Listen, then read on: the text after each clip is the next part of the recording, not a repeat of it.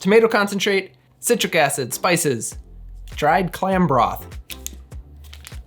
Clamato. Welcome back, friends. It's Anders. Today we are making the Caesar. It's essentially a Bloody Mary. Instead of tomato juice though, it's Clamato juice, which is tomato juice with clams.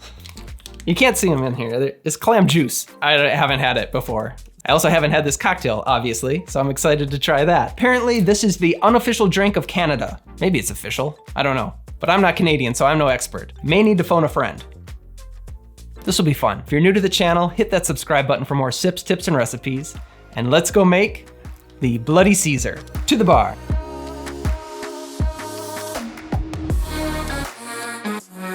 The Bloody Caesar, also called the Caesar cocktail or just the Caesar. I'm not sure really what to call it. I read one article that said Americans refer to this drink as the Bloody Caesar, and Canadians just call it a Caesar. I don't know if that's true or not though. Why is it called a Caesar? Why the name Caesar? Yeah.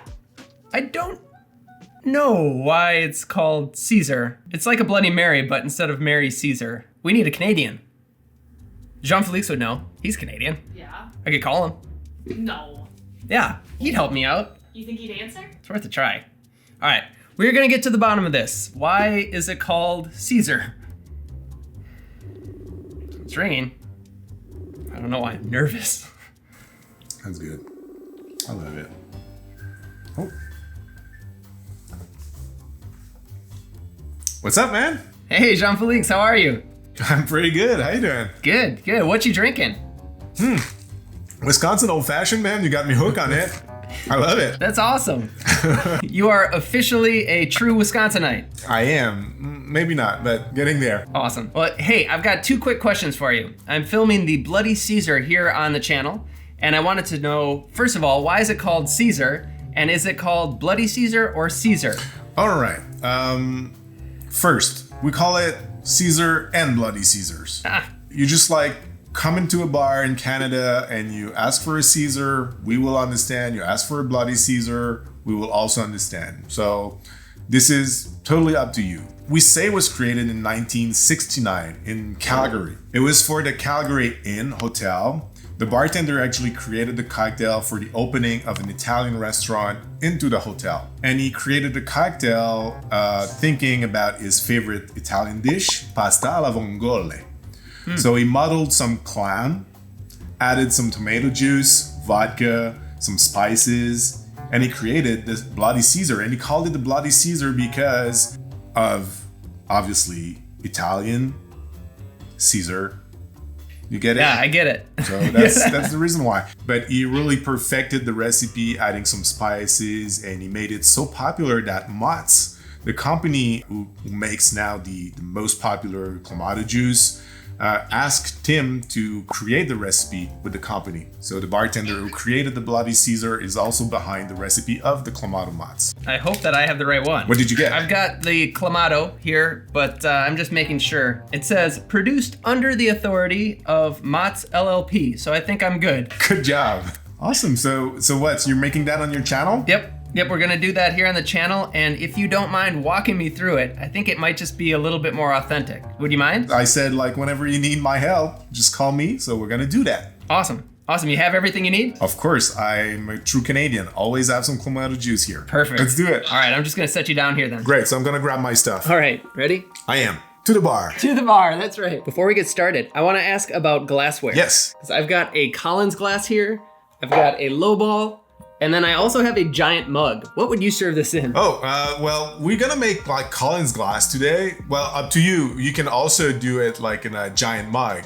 We do that quite often, but regular size Bloody Caesar would be served into a Collins. Okay, Collins glass it is. I do want to ask though, I think I'm all set up, but could you just run through everything to make sure that I am good? Of course.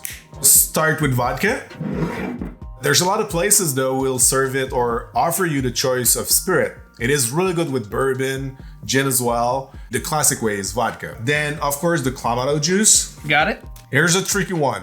Worcestershire sauce. Worcestershire. Tabasco. Celery salt. I went a little bit outside of the box and I added a little bit of Montreal beefsteak spices. We love to do that here. So we mix a little bit of Montreal beefsteak spices with celery salt. It is delicious. Now you will need a lime, and then you will need garnishes. The classic garnish would be a celery stalk, but I'm gonna use dill pickle and olives because I didn't have celery stalk. So that's the thing with Bloody Caesars. You can garnish them with whatever you want. So, and then you're gonna need ice, obviously, and then we're good to go. Excellent. Ready to go? Good to go. So first we have to rim the glass. So what I usually do at the bars, I'm just gonna prepare myself a little wedge of lime that I'm gonna use to wet the outside of my glass like this. And we're just gonna dip it, just the outside. You don't want any in the inside of the glass. And you wanna make yourself a beautiful spice rim, like that. Then you can squish a little bit of lime from your wedge into your glass and save that wedge for later. We're gonna use it as a garnish in case you wanna add a little more into your glass afterward. Now we're gonna add 1.5 ounces of vodka into our glass. Got it? Got it. 2 dashes of Worcestershire English sauce into the glass. And then you're gonna do 2 dashes again of Tabasco. So that's pretty much it for the ingredients. Now we have to fill the glass with ice and fill it up with Clamato juice. You have to shake it well because there's always a little deposit at the bottom of the juice. Usually we say it's about 3 ounces of Clamato juice, but literally we're just gonna fill the glass up and leave a little bit of space for the garnish. Otherwise it's just gonna flood all over the place. Now we need to stir this a little bit. You have to stir it just to make sure all the spices are properly incorporated, like that. And then you're just gonna garnish it with whatever garnish you have and you found. And this, my friend, is how you make a proper Bloody Caesar. Cheers, man. Cheers to you.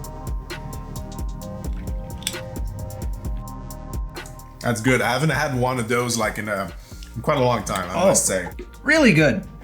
And you have to pick a little bit from the salt as well. So forget about the straw for one sip and just pick a little bit of the salt from the rim. Mm-hmm. That's awesome. Do you like it? Yeah. It doesn't taste fishy, right? No, not at all. It's just nice and light. And it's a meal at the same time. Well, Jean-Félix, thank you so much for your help. Really glad you liked it, man. I think I'm gonna make myself a little grilled cheese now. Perfect. Bye. See you, bye. Cheers. That was awesome.